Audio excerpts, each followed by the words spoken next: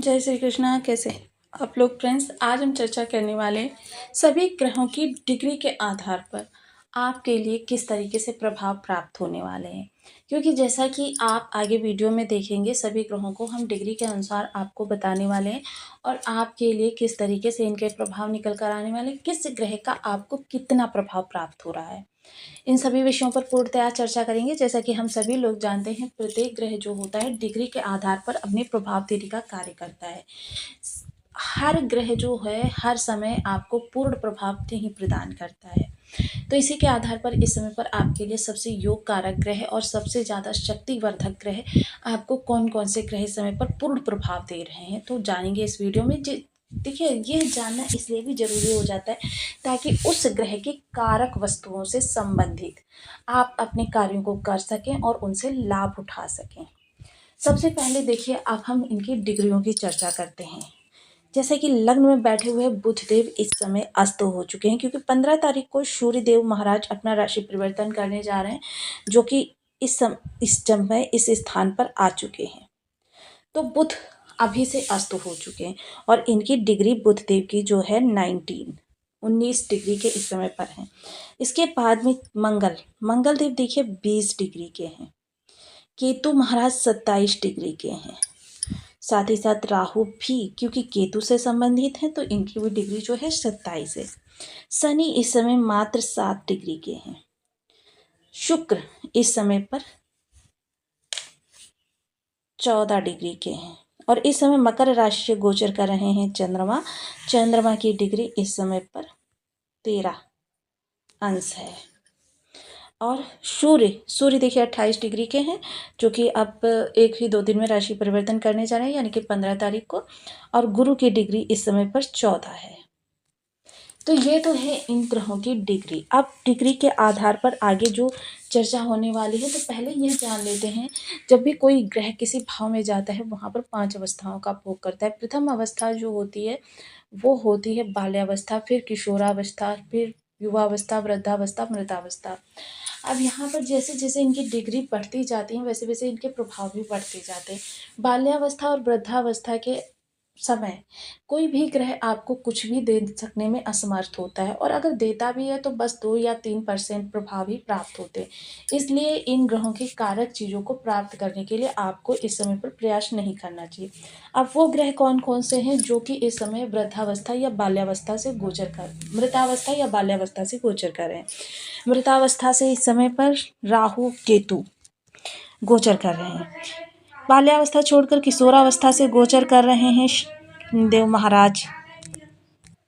अब इस समय पर आपके लिए सबसे प्रभावकारी ग्रह जो निकल कर आ रहे हैं, वो निकल कर आ रहे हैं गुरुदेव, शुक्रदेव और चंद्रदेव। मात्र यही तीनों ग्रह इस समय पर युवावस्था में गोचर कर रहे हैं और इनके आपको इस समय 100% प्रभाव प्राप्त हो रहे हैं। अब जैसे मंगल देव हैं, इनके आपको 30% प्रभाव प्राप्त हो रहे हैं। राहु केतु और शनि के भी आपको इस समय 25% प्रभाव प्राप्त हो रहे हैं। और राहु केतु के इस समय पर आपको 5% या 6% प्रभाव प्राप्त हो रहे हैं। तो इसलिए इस समय पर शुक्र और गुरु और चंद्रमा से संबंधित जो भी आपकी कारक चीज़ें हैं, उन चीज़ों में आपको अपने प्रयासों को बढ़ाना चाहिए। तो आइए, आपके लिए सबसे योग कारक प्लेनेट इन तीनों में से और आपके लिए सबसे ज़्यादा प्रभावी जो ग्रह हैं उनके बारे में हम चर्चा को आगे बढ़ाते हैं। तो बने रहिए हमारे साथ इस वीडियो में, एंड तक आपको बहुत कुछ जानने के लिए मिलेगा। यदि आपके लग्न में 4 नंबर बना हुआ है तो ये राशिफल आपके लिए है। यदि कुंडली में कहीं भी चंद्रमा के साथ 4 नंबर बना हुआ है तो ये राशिफल आपके लिए। कुंडली ना होने की स्थिति में आप इसे नाम राशि से भी देख सकते हैं। ये अभी तक आपने अपने इस चैनल को सब्सक्राइब नहीं किया है तो प्लीज़ सब्सक्राइब कर लीजिए, वीडियो को लाइक कर दीजिए, चैनल को शेयर कर दीजिए। इससे होगा क्या कि हमारे आने वाले हर वीडियो की नोटिफिकेशन मिल सकेगी आपको सबसे पहले। एक प्यार सा कमेंट करना बिल्कुल ना भूलें। कमेंट से हमें बहुत मोटिवेशन मिलता है, हौसला मिलता है और ये पता चलता है कि आप और क्या जानना चाहते हैं। जैसे कि चंद्रमा बैठे हुए हैं आपकी राशिपति। सबसे पहले तो ये स्वयं की राशि को देख रहे हैं। हालांकि जो स्थितियाँ बन रही हैं ये 2.5 दिनों के लिए बन रही हैं और इस समय आपकी स्वयं की राशि को देख रहे हैं और साथ ही साथ इस समय पर ये 13 डिग्री के हैं, मकर राशि से गोचर कर रहे हैं, जिससे कि इनके बेहद शानदार प्रभाव आपको प्राप्त हो रहे हैं। शुक्र जो इस समय पर बैठे हुए हैं आपके लाभ स्थान में, लाभ लाभ स्थान में शुक्र बैठे हुए हैं, तो ये आपके लिए बहुत ही उत्तम है। सबसे पहले आप स्वयं के बर्थ चार्ट में देखिए, शुक्र जब भी आपके बर्थ चार्ट में 2, 3, 6, 7, 10, 11 नंबर की राशियों में बैठे होते हैं, तब यह आपके लिए सर्वाधिक श्रेष्ठ प्रभाव निकाल कर लाते हैं। आपके लिए अगर इन्हीं राशियों में आपके बर्थ चार्ट में बैठे हुए हैं, तो आपके लिए बेहद शानदार प्रभाव इस दौरान निकल कर आने वाले हैं, क्योंकि युवावस्था के प्रभाव संपूर्ण 100% आपको प्राप्त होते हैं। शुक्र से कारक वस्तुएं क्या है?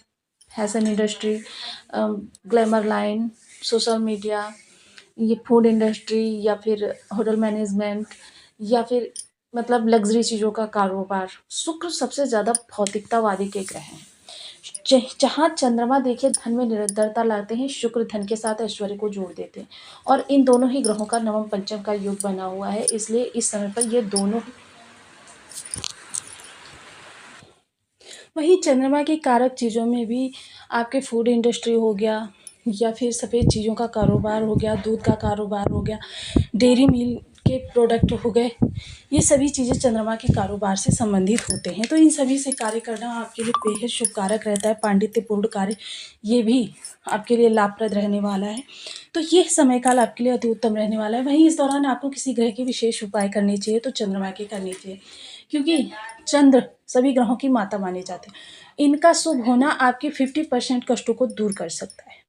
तो इसके लिए सबसे पहले ओम सोम सोमाय नमः है, इस बीज मंत्र का आप 1 माला, 2 माला, 5 माला, 7 माला, 11 माला का जब नियमित अपनी सुविधा अनुसार करना प्रारंभ करें। या फिर आप पलास की लकड़ी, पलास का पौधा यदि आपके कहीं आसपास है, तो पलास के पौधे की लकड़ी लेकर उससे आप पंचहोत्र करना आरंभ करें। आप देखेंगे कितनी जल्दी चंद्रमा की निगेटिविटी आपके लिए समाप्त हो गई है। साथ ही साथ आपको इस दौरान सफ़ेद रंग की वस्तुओं का दान करना। सफ़ेद रंग की वस्तुएं क्या हो? चावल हो गया, दूध हो गया, सफ़ेद रंग का कपड़ा हो गया, खीर बनाकर उसका भंडारा भी आप कर सकते हैं, आपके लिए बेहद लाभप्रद रहने वाले हैं। साथ ही साथ माता को चांदी के ग्लास में केसर का दूध पिलाने से भी आपके चंद्रमा बहुत जल्दी शुभ फलकारक हो जाते हैं। वहीं चंद्रमा की चांदनी में देखिए, पुरातन काल से एक नियम चला आ रहा है कि पूर्णमासी की रात्रि भर चंद्रमा की चांदनी में खीर बनाकर रखी जाती है, और प्रातः उसको घर के सभी सदस्य ग्रहण करते।